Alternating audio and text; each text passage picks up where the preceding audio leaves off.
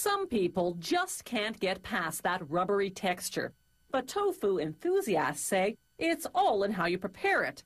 Tofu is a great source of protein, low in saturated fat and cholesterol-free, and it's versatile, absorbing whatever flavors surround it. Tofu is made from soybeans, the seeds that grow in the pods of the soybean plant. They contain 40% protein, more than double the protein in beef or fish. They start by soaking the soybeans in cold water for 18 to 24 hours, depending on the season.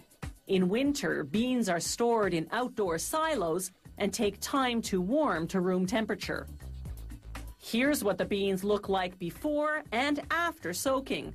As they absorb the water, they double in size and soften up a bit. The bloated soybeans go onto a conveyor belt, where a rotating device transports them to a crushing machine.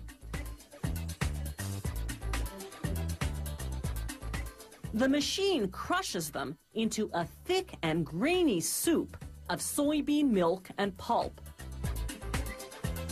It does this by forcing the beans through a filtering screen.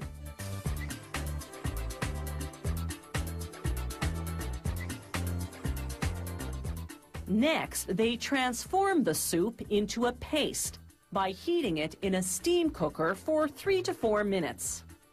Then it's into a centrifuge machine. As the chamber spins, the centrifugal force separates the milk and pulp. The milk passes through a cone-shaped filter, while the pulp, called soy meal, sticks to the sides of the chamber. The soy meal goes off to be sold for cattle and pet food. The milk stays behind to be transformed into tofu. Still piping hot, it goes into a coagulation tank to be thickened into curd. But first, they add different herbs and spices because this batch will be sold as flavored tofu. Then they add the coagulant, magnesium chloride, along with water to activate it. Then more stirring. It takes about 15 minutes for the soybean milk to congeal into soybean curd, otherwise known as tofu.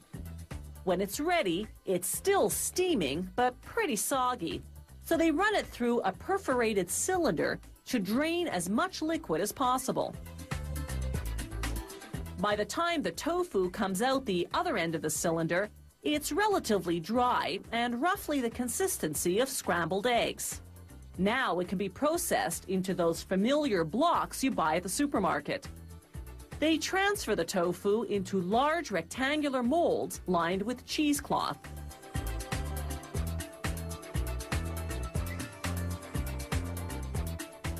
Then it's into a press that applies 59 kilograms of pressure.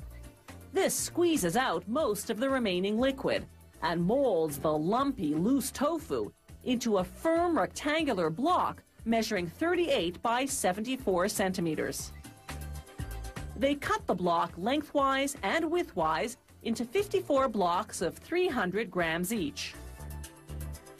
Tofu itself is pretty tasteless, but like a sponge, it absorbs the flavor of whatever it comes into contact with.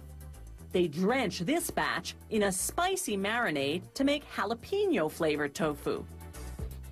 After verifying the weight of each block, they package the tofu with a sprinkle of spices for garnish. Then, to kill off any bacteria, the blocks go into a pasteurizer at 110 degrees Celsius for an hour. When they come out, they drop into a cooling basin, into water just above freezing temperature. They stay submerged for about an hour. Tofu comes either pre-flavored or plain. It also comes in different textures.